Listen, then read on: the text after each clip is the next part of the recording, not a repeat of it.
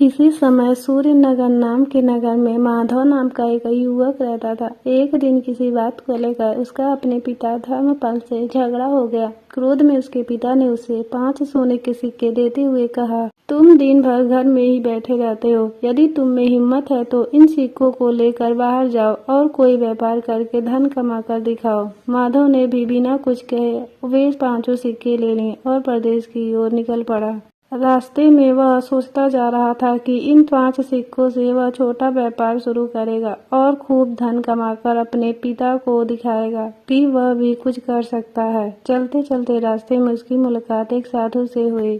उस साधु का नाम स्वामी शांतानंद था। साधु भी उसी रास्ते में अपनी यात्रा पर जा रहे थे। माधव ने सोचा कि यदि वह साधु बातें करता हुआ चलेगा तो सफर आसानी से कट जाएगा। माधव ने साधु को प्रणाम किया। साधु ने उसे आशीर्वाद दिया और पूछा, बेटा तुम कहाँ जा रहे हो? माधव ने बोला, बाबा मैं अपने पिता को झगड़ कर घर छोड़कर आया हूँ। उन्होंने मुझे 5 सोने के सिक्के दिए हैं। अब मैं परदेश जाकर व्यापार करूँगा और धन कमाकर दिखाऊंगा। दोनों चलते चलते बातें करते रहे। थोड़ी देर बाद माधव ने कहा, बाबा आप तो बड़े ज्ञानी लगते हैं, कृपया मुझे कोई ऐसी कहानी सुनाएं जिससे मुझे जीवन में कुछ सीख मिले। साधु मुस्कुराए और बोले, मैं कहानी तो सुना सकता हूँ, लेकिन मेरी हर कहानी की कीमत 1 सोने का सिक्का है। माधव कुछ देर सोचने लगा। उसके पास केवल 5 सिक्के ही थे, लेकिन उसे लगा कि शायद साधु की बातों से उसे जीवन में कोई बड़ा लाभ मिल सकता है। इसीलिए उसने एक सिक्का साधु को दे दिया। साधु बोले, पहली बात याद रखना, जीवन में कभी खाली मत बैठना। यदि व्यापार ना हो सके तो कोई भी छोटा मोटा काम मिल जाए उसे तुरंत कर लेना। इतना कहकर साधु चुप हो गए। माधव बोला, बाबा यह कहानी नहीं, केवल उपदेश है। साधु हंसकर बोला, यदि इस उपदेश को याद रखोगे तो जीवन में हमेशा लाभ होगा। फिर माधव ने दूसरा सिक्का दिया।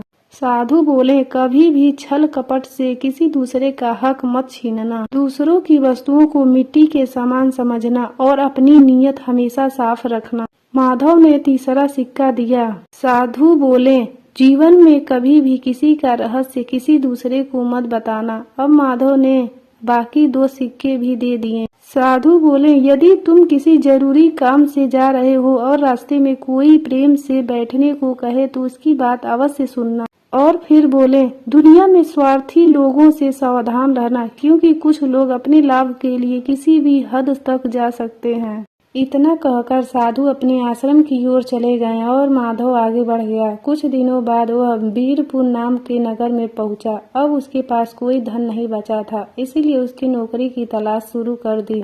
वहां उसकी मुलाकात गोपाल नामक एक व्यक्ति से हुई। वह राजा वीरेंद्र देव के महल में घोड़ों के देखभाल करता था। गोपाल बोला, मेरी माँ बीमार है और मुझे 1 महीने के लिए गांव जाना है। अगर तुम चाहो तो मेरी जगह काम कर सकते हो। माधव तुरंत तैयार हो गया। अस्तंबल में कई सुंदर घोड़े थे। माधव को 7 घोड़ों की देखभाल का काम दिया गया। रोज घोड़े को लिए चना मिलता था। एक दिन उसने देखा कि बाकी नौकर चने का बड़ा हिस्सा बाजार में बेच देते हैं और घोड़े को थोड़ा सा ही खिलाते हैं। माधव भी कुछ पल के लिए सोचने लगा कि वह भी ऐसा कर सकता है, लेकिन तभी उसे साधु की दूसरी सीख याद आई, दूसरों का हक मत छीनो। उसने ईमानदारी से पूरा चना घोड़े को खिलाना शुरू किया। कुछ ही दिनों में उसके घोड़े सबसे ताकतवर हो गए, जबकि बाकी घोड़े कमजोर हो गए। एक दिन राजा वीरेंद्र देव अस्तंबल देखने आए। उन्होंने देखा केवल माधव के घोड़े ही तंदुरुस्त हैं। राजा ने कारण पूछा। माधव ने सच बता दिया कि बाकी नौकर चना बेच देते हैं। राजा बहुत क्रोधित हुए, लेकिन माधव की विनती पर उन्होंने बाकी नौकरों को माफ कर दिया। राजा बोले, आज से तुम अस्तंबल के मुख्य निरीक्षक हो, तुम्हें अच्छा वेतन और सम्मान मिलेगा। राजा ने उसे एक कीमती अंगूठी भी दी, जिससे वह कभी भी महल में आ जा सकता है। आगे चलकर एक रात माधव को अस्तंबल के कमरे में एक गुप्त रहस्य का पता चला।